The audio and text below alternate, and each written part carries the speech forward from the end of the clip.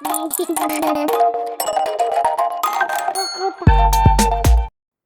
की कहानी कटीली झाड़ी को मिला सबक।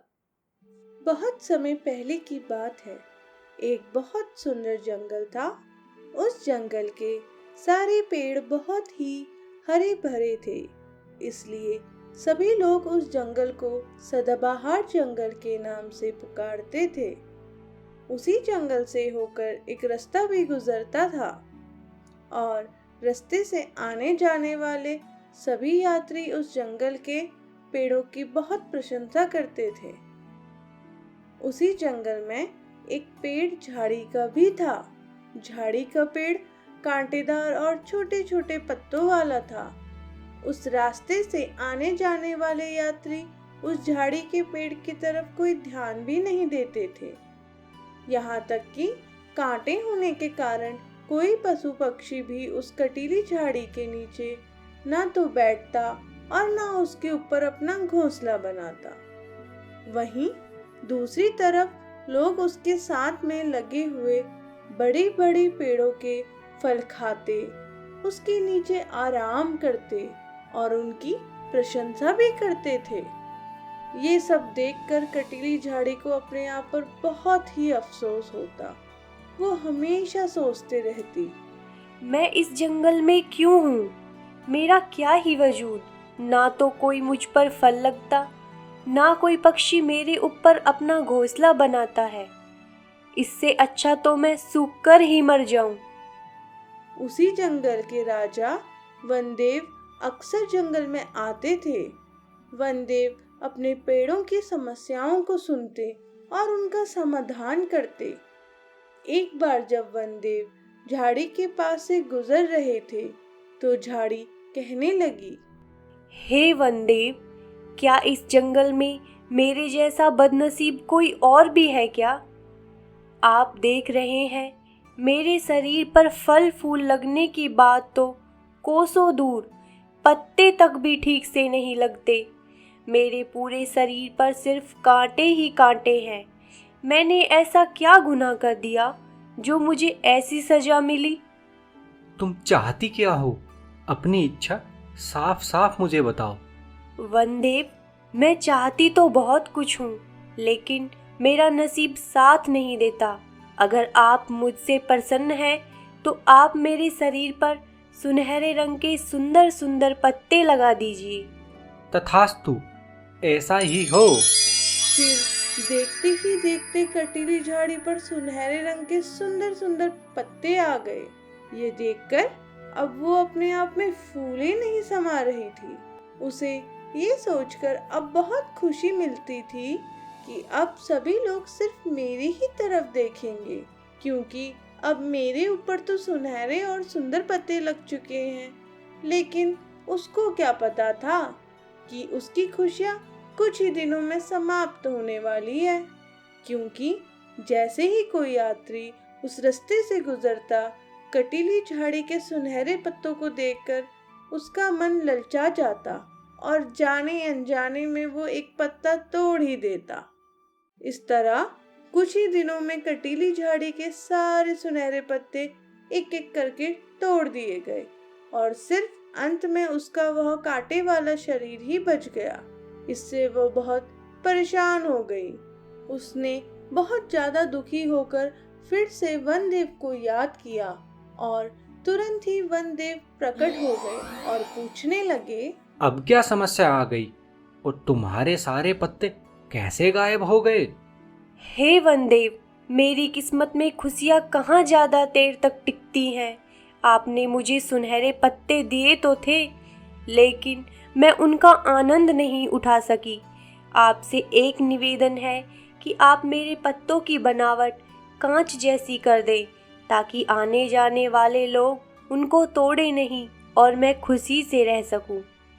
तथास्तु, ऐसा ही हो। अब देखते ही देखते कटीली झाड़ी पर कांच के पत्ते लग गए और फिर वो सोचने लगी, इस बार तो मैंने नया जन्म ही ले लिया है। अब तो मुझे कोई समस्या ही नहीं। अब वो खुशी से रहने लगी। पर कुछ ही दिनों में बहुत तेज आंधी आ गई। आंधी के कारण बहुत सारे पत्ते टूटकर गिर गए। झाड़ी के पत्तों के साथ तो बहुत ही भयानक स्थिति बनी। आंधी के झोंके से झाड़ी के कांच वाले पत्ते टूट टूट कर झाड़ी में ही घुस गए, जिसके कारण झाड़ी बुरी तरह से घायल हो गई। कुछ ही दिनों में वहां पर वनदेव फिर से आ गए और वनदेव को देखकर झाड़ी फूट फूट कर रोने लगी। इस बार फिर वनदेव ने पूछा, अब क्या हुआ? अब क्यों परेशान हो तुम? हे वनदेव, अब की बार ना तो मुझे सुनहरे पत्ते चाहिए और ना ही कांच के पत्ते चाहिए। आप मुझे दूसरे पेड़ पौधों की तरह ही पत्ते दे दो, लेकिन इतने सारे और बड़े बड़े पत्ते दें कि मैं सबसे अलग लगूं। ठीक है झाड़ी रानी, जैसी तुम्हारी इच्छा। अब झाड़ी में हरे भरे और बड़े बड़े पत्ते लग गए। एक एक टहनी में इतने सारे पत्ते थे कि ज्यादा वजन के कारण पूरी की पूरी टहनी धरती को छूने लगी। अब झाड़ी अपने आप को दूसरे पेड़ों से बहुत ही अलग समझने लगी। उसको लगने लगा कि मेरे पास तो इतने बड़े बड़े पत्ते हैं कि मैं धरती पर आने वाली सूर्य के प्रकाश को भी रोक सकती हूँ, और इस बात का उसको घमंड रहने लगा। कुछ ही दिनों बाद जंगल में चरने के लिए एक बकरी आ गई। सबसे पहले उस बकरी की नजर उस झाड़ी के हरे भरे पत्तों पर पड़ी और पत्तों को देखकर उसके मुंह में पानी आ गया और तुरंत ही वो पत्तों पर टूट पड़ी और देखते ही देखते उसने सारे पत्ते चट कर दिए। सारे पत्ते खा लेने से झाड़ी फिर से एक बार बिना पत्तों वाले पेड़ में बदल गई। झाड़ी का सारा घमंड एकदम चकनाचूर हो गया और आखिरकार वो अपने आप पर बहुत ही शर्मिंदा हुई। अगले ही दिन जब वनदेव वहां से गुजर रहे थे तो रोते हुए वो कहने लगी, हे वनदेव, मुझे माफ कर दीजिए। अब मुझे समझ आ गया है कि भगवान ने सारी चीज सोच समझकर ही बनाई है। भगवान की बनाई हुई किसी भी चीज में कमी कैसे हो सकती है। मेरा आपसे आखिरी निवेदन यही है कि मैं जैसी थी मुझे वैसा ही बना दीजिए, क्योंकि मैं सबसे ज्यादा खुश उसी समय थी। फिर वनदेव ने झाड़ी को उसके असली रूप में बदल दिया और फिर झाड़ी खुशी से रहने लगी। अगर आपको हमारी ये कहानी अच्छी लगी तो जल्दी से इस वीडियो को लाइक कर दो, और हाँ, चैनल को सब्सक्राइब करना तो आप बिल्कुल भी मत भूलना। तभी तो रोज आप हमारी अच्छी अच्छी कहानियाँ सुन पाएंगे।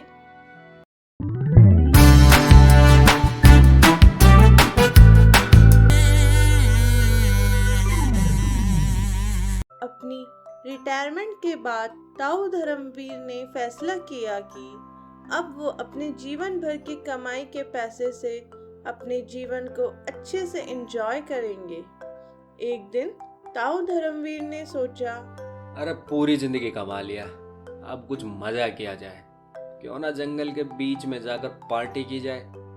जंगल के बीच में जाकर नदी के किनारे बैठूंगा और मजे से मैगी पार्टी करूंगा। और हाँ दोस्तों, आप भी मेरे साथ जुड़े रहना आज के व्लॉग में। आज हम जंगल में चलेंगे पार्टी करने।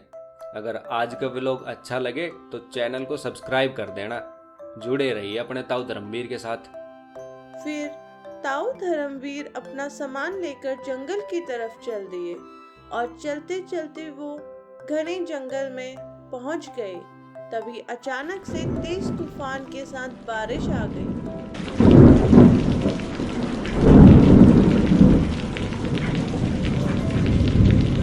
ताऊ को इस बात का तो अंदाजा ही नहीं था कि ऐसा कुछ भी हो सकता है। अब वो भीगने से बचने के लिए इधर उधर देखने लगे। तभी ताऊ की नजर एक गुफा पे पड़ी और ताऊ धर्मवीर भीगने से बचने के लिए गुफा के अंदर चले गए। वहां जाकर ताऊ की नजर वहां रखी हुई एक बोतल पे पड़ी बोतल को देखकर ताऊ बहुत खुश हो गए और सोचने लगे, अरे जो होता अच्छे के लिए ही होता है। अगर बारिश ना होती तो ना मैं इस गुफा में आता और ना मुझे ये सालों पुरानी सोमरस की बोतल मिलती। अब तो इस गुफा में मज़े ही मज़े हैं। मैगी बनाऊंगा और साथ के साथ इस सोमरस को भी पीऊंगा। ज़रा थोड़ा टेस्ट करके देखता हूँ कि स्वाद कैसा है इसका। ऐसा सोच के जैसे ही ताऊ ने बोतल का ढक्कन खोला, तभी गुफा में एक तेज रोशनी हुई और रोशनी के हटते ही ताऊ को अपने सामने एक जिन दिखाई दिया। जिन को देखते ही ताऊ घबरा गए और कहने लगे, अरे अरे कौन हो तुम और अचानक से यहाँ कैसे आ गए? मेरा नाम शाकाल है। मैं 900 साल पुराना जिन हूँ। एक जादूगर ने अपने जादू से मुझे इस बोतल में बंद कर दिया था। मैं कई सालों से भूखा प्यासा इस बोतल में बंद था, लेकिन किस्मत देखो, आज तुम्हारी वजह से मैं आज़ाद हो गया हूँ और अब तुम्हें खाकर अपनी भूख शांत करूँगा। हा हा हा हा हा। ताऊ धर्मवीर सोचने लगे, अरे आज तो फंस गया मैं। अब तो ये जिन मुझे पक्का खा जाएगा। अब क्या करूँ, कैसे अपनी जान बचाऊं? तभी ताऊ को एक तरकीब सूझी और ताऊ कहते हैं, अच्छा चल झूठे, इतना बड़ा आदमी इस बोतल में कैसे आ सकता है? अरे कम से कम झूठ तो मत बोल। मुझे खाना है तो खा ले, लेकिन मैं नहीं मानता तू इस बोतल से ही निकला है, झूठा कहीं का। अरे ओ बुड़बक, पहले तो तू तमीज से बात कर। 900 साल पुराना जिन हूं मैं। ये क्या तू करके बोल रहा है मुझसे? और तुम इंसान लोग बोलते होगे झूठ। हम खानदानी जिन हैं, खानदानी। दोबारा मुझे झूठा बोला तो यहीं धुनाई कर दूंगा तेरी, समझा? और ये देख, अभी तुझे वापस इस बोतल में घुसकर दिखाता हूँ। और हड़बड़ी में जिन अपना रूप छोटा कर बोतल के अंदर चला जाता है और जैसे ही वो पूरी तरह से बोतल के अंदर गया, ताऊ धर्मवीर ने सही मौका देख बोतल के ढक्कन को फिर से बंद कर दिया और कहने लगे, अरे खाने से पहले मेरा नाम तो पूछ लेता, पता तो कर लेता मैं हूँ कौन। ताऊ धर्मवीर नाम है मेरा। होगा तू साकाल, लेकिन मैं भी तो भक्त हूँ महाकाल का। फिर ताऊ बोतल को वहीं पर रखकर अपने घर की तरफ चल दिए और जाते जाते कहने लगे, अरे भाई तुम्हारे लिए ही तो ये वीडियो बना रहा था। देखो ये जिन आज खा जाता मुझे। चलो अब जल्दी से सब्सक्राइब कर दो और लाइक करना तो बिल्कुल मत भूलना। और हाँ, ताऊ की ये बात हमेशा याद रखना, बुद्धि के सही उपयोग से ही हम बड़ी से बड़ी मुसीबतों से निकल सकते हैं।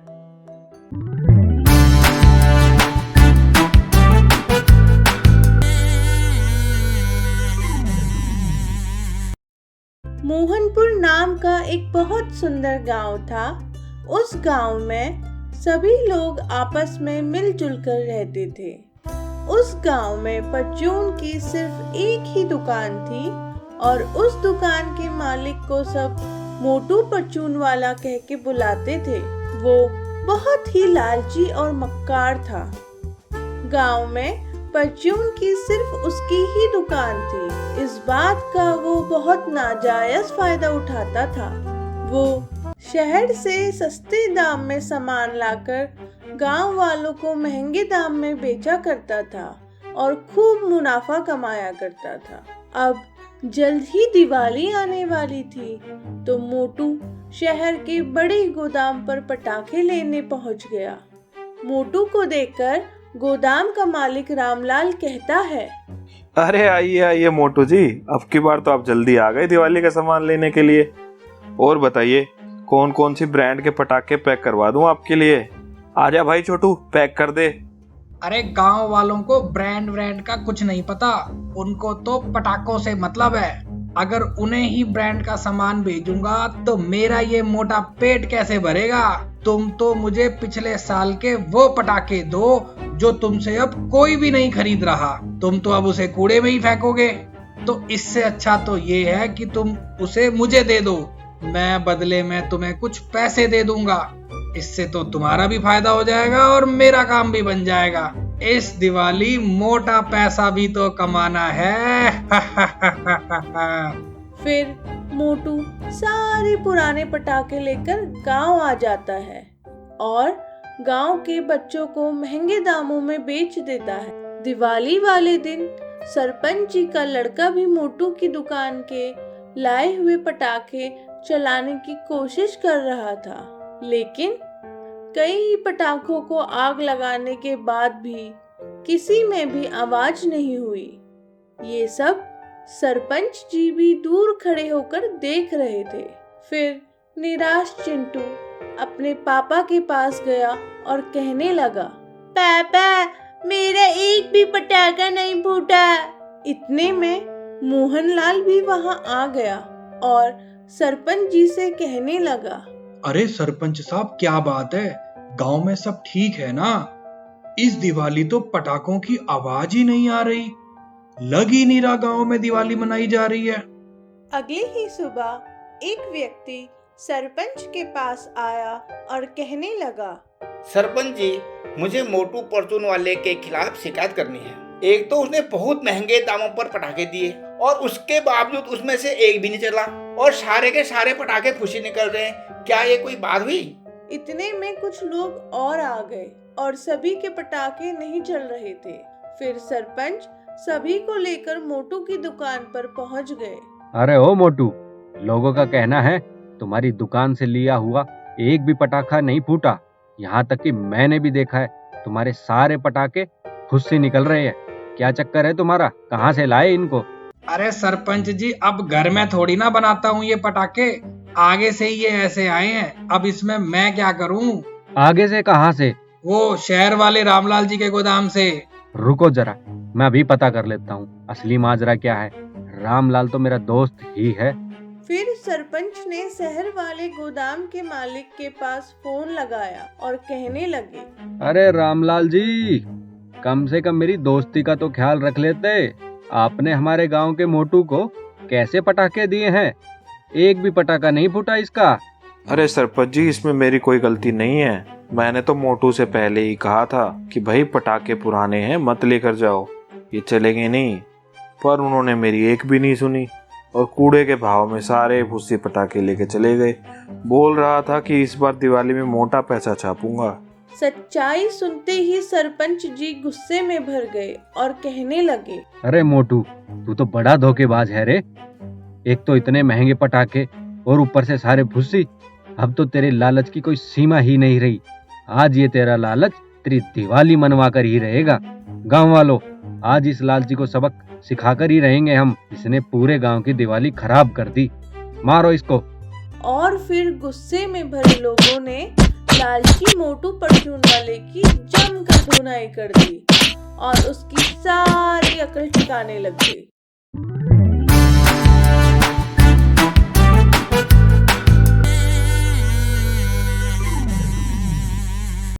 एक बार की बात है, जंगल के पास ही में एक बहुत सुंदर गांव था। उसी गांव में एक किसान भी रहता था। उसका नाम भोलू था। भोलू के पास एक मुर्गी भी थी जिसका नाम मिनी था। मिनी रोज एक अंडा देती और भोलू पूरे हफ्ते के अंडे इकट्ठा करता और फिर उनको बेच देता था। इसके बदले उसको कुछ पैसे मिलते जिससे उसका और मिनी का गुजारा हो जाता था।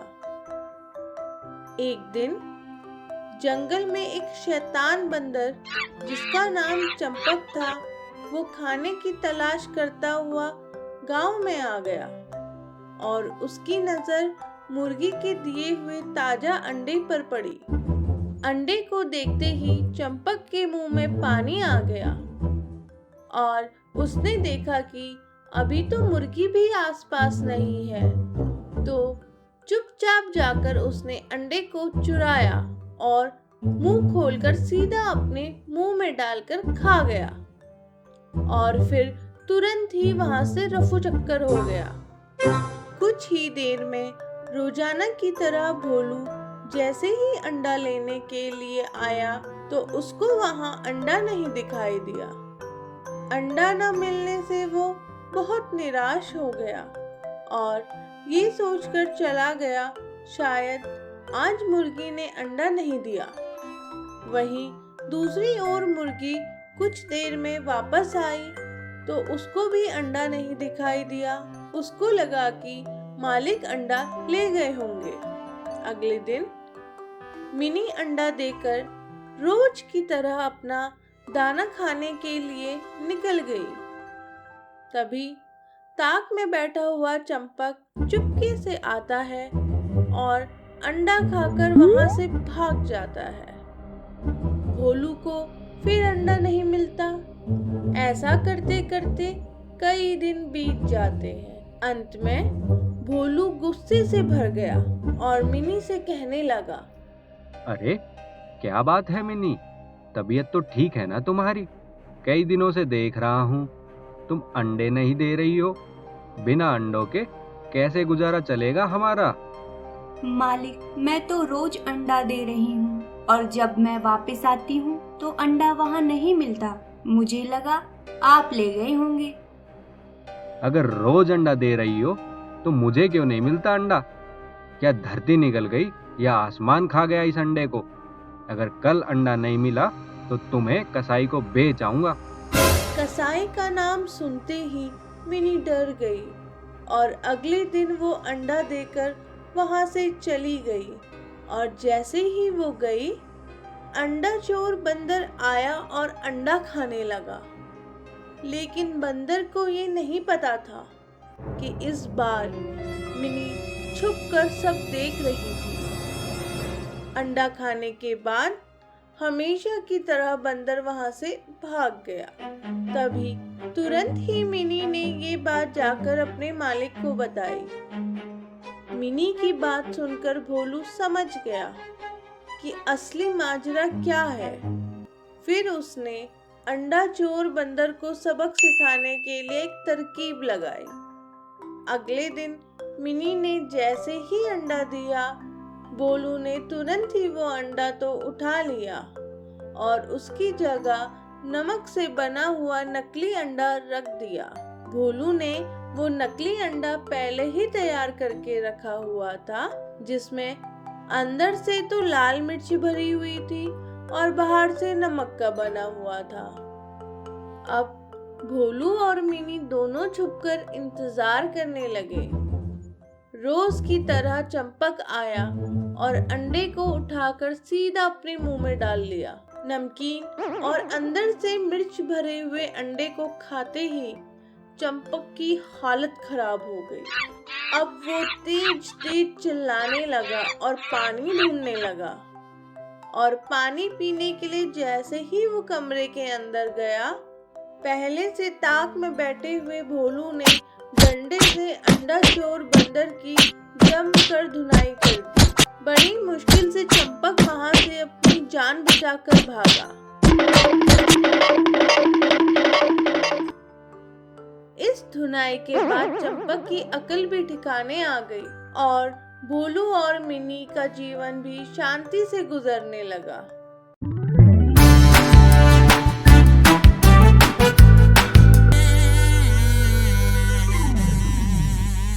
आज की कहानी बंदर को लगी मोमोज की लत। सालों पहले की बात है। मोहनपुर नाम का एक बहुत सुंदर गांव था।